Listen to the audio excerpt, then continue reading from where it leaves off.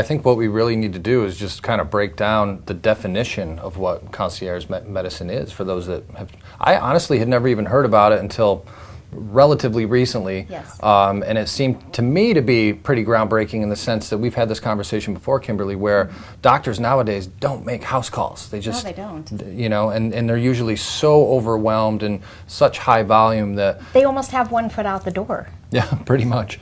So why don't you just kind of define for the lay person out there what concierge medicine is? Concierge medicine is a low-volume medical practice, which is the antithesis of a traditional high-volume practice that is supported by annual membership fees that are paid by patient subscribers.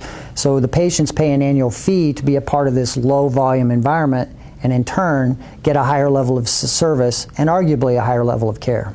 One thing that I really liked about the description of Dr. O'Neill's practice is that, you know, you say basically for the price of a latte a day, you can have this sort of, you know, one-on-one care from your physician. Puts it into perspective. It really does put it, because I mean, I buy myself an iced coffee almost every single day, and the fact that, you know, I wouldn't have to go and wait in a waiting room for an hour or 2 hours or beyond to get that kind of care from my doctor, it's a pretty interesting concept. Yeah, it's really not that expensive if you think of it that way. And I've used that analogy many times, a latte a day. I mean, it doesn't take much to carve out a little bit of extra money to be a part of something like this. And it truly is, it's an investment. You know, people make choices into what they invest in. A lot of people choose to invest in their health, and that's what they're doing when they join our practice. Good investment. When people do come in, you were saying that they won't see a lot of people sitting in the waiting room, because it's appointment oriented and you're giving yourself enough time with that person or that family to really be able to discuss what's ailing them. Yeah, very rarely does someone ever get to sit down and enjoy this nice leather couch. They're greeted as soon as they walk in the front door, and they're escorted to the back, and within a short period of time, you know, they get to spend literally as much time as they need with me. And sometimes I'll spend 3 hours with someone on their initial visit. And if you think about the amount of time that actually represents, it's more time with me in one visit than they will spend cumulatively with all of their physicians over the prior 2 years. So you can imagine the power of that initial encounter to establish care. It's pretty special. Quite honestly, I've easily sat for 3 hours waiting for a doctor. To see him for 2 minutes? Yes. Yeah, that's one of the things that bothers me the most about having, even to just go get a physical or a checkup, is that, you know, and I think from the public standpoint, a lot of times doctors get a bad rep because we think, oh, your time is so important, but yet mine isn't. You know, you tell me to be here at 3 o'clock, I'm here at 5 of, right, and you don't see me for an hour. You know, there's something wrong with that, but that just goes to show that, you know, it doesn't have to be that way.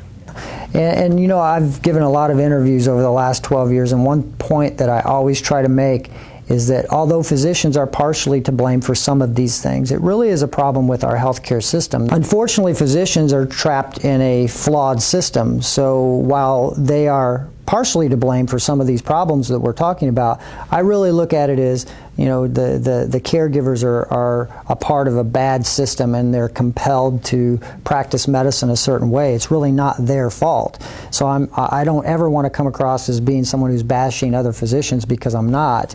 I'm just an advocate for good consumer health care.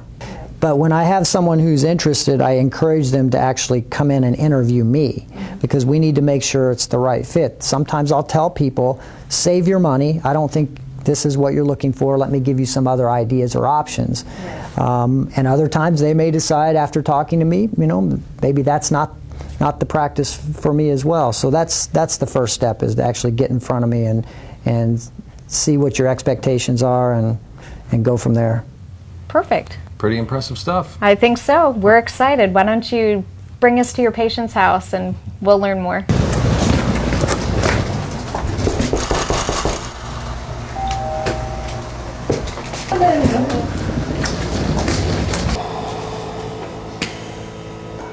So how you been? How you been feeling?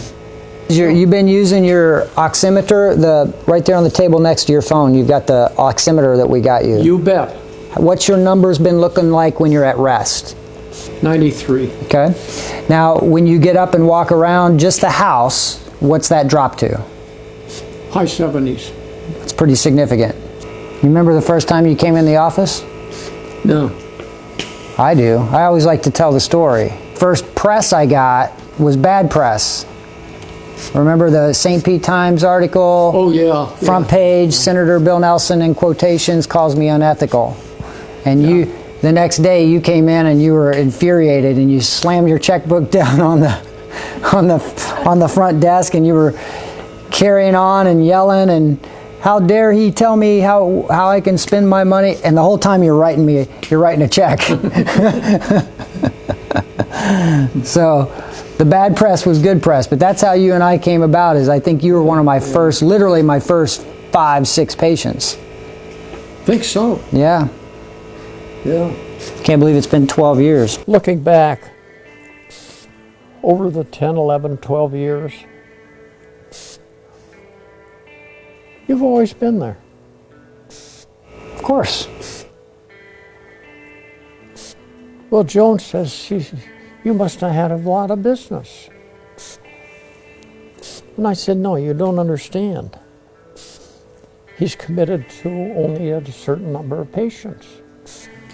And for that, he gets compensated.